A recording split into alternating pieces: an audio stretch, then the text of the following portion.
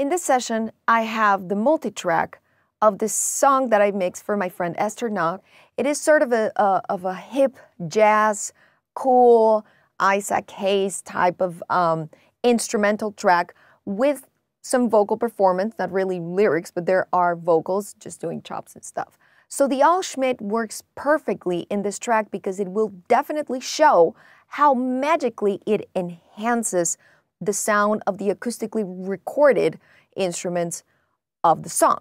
So let's check out, for example, this double bass, upright bass recorded for this particular section. Let's go ahead and bypass the plugin and I'll solo it so you can hear it on its own.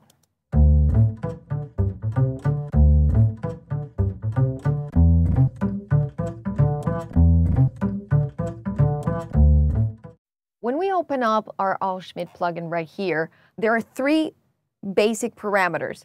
Now, it's really cool to understand how there aren't really a lot of options. You're not going to get attack, release, the usual things that you will find, for example, in a regular compression, because this compressor is not emulating another compressor. It is actually emulating Al's chain of compressors that he would select for an upright bass. So the number that I put, I'm just dialing in based on solely my ears. Now, a lot of engineers would say this plugin is a little bit like cheating, and in a way it is. Obviously, we are kind of like basing and rolling our sound through whatever Al believed was the best chain of plugins for an upright bass.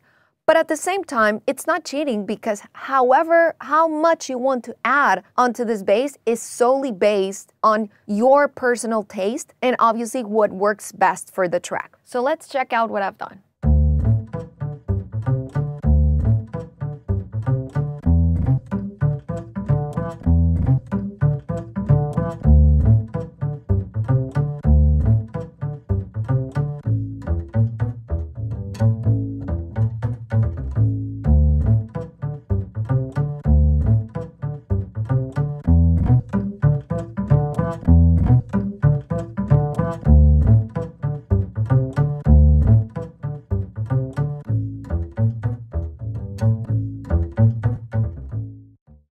So when I bypass it, this is when you really understand that the plugin is doing some sort of magic wizardry. And as I said, in the end, all of these three functions, what are doing is that they're basically altering the way Al would have run the signal through his chain of compression and tone and EQ function. So when I was playing with it, you notice that there is a button, a golden light that illuminates as I am moving the compression setting. That means that there is actually compression acting on the signal. Let's check it out again.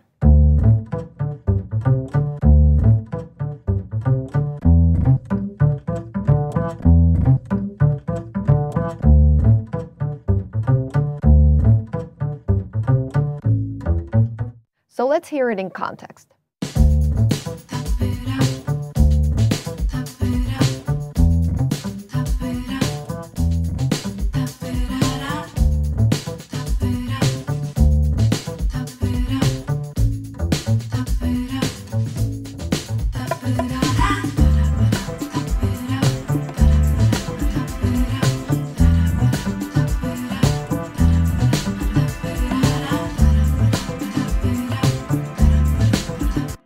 So you can tell those golden bands that show up as the instrument sort of lights up, those are reflecting the amount of processing that is going into the plugin. Something that I did, I don't know if you noticed from the early beginning, I started raising the input level going in the plugin. This does is that obviously it runs more signal into the processing chain, into the algorithm, and thus it creates more harmonic distortion. For instruments like bass, harmonic distortion is great because it's going to create more harmonics and more tone and add a lot more color.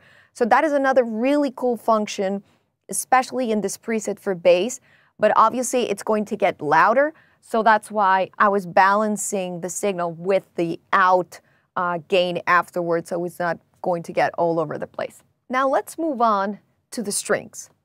In the strings parameter, there is basically only one function to calibrate, and that is the echo level. In Al's world, There are no reverbs or delay, there are only echoes. Al was worldwide known for creating, developing, and tailoring his own echo chambers to taste. So Leapwing Audio team basically went on and modeled and replicated with Al the sound of 3 of those echo chambers, and how would he adapt those echoes to a certain set of strings that he would use depending on the type of sound that he was mixing. So those are the 3 echo types that you see here, A, B, C. So let's see what I've got in here without the plugin.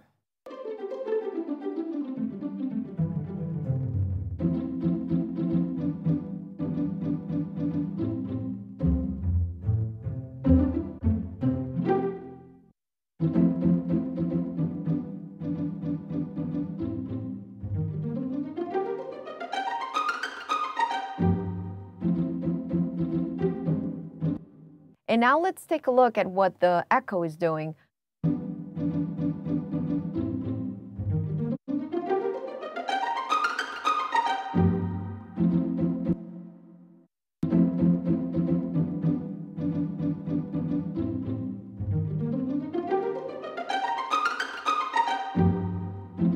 So I like that one because it's long and it has a little bit of a shimmer, but it's a very controlled tail.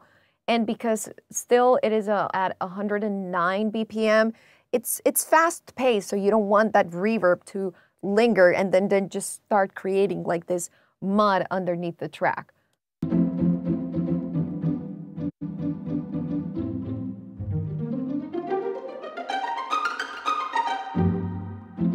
See, that one gets a little bit out of control at the end of that pizzicato. And let's hear option C.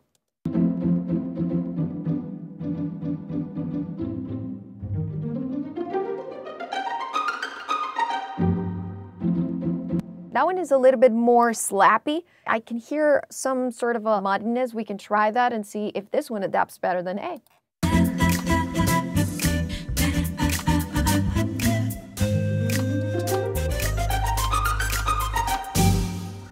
And now let's test A.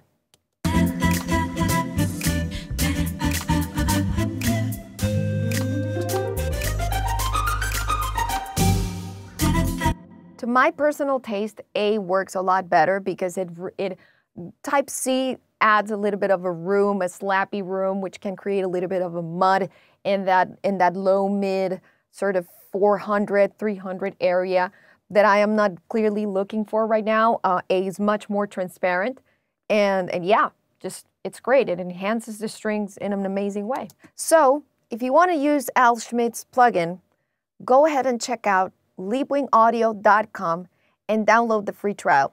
Thank you for watching. Until next time.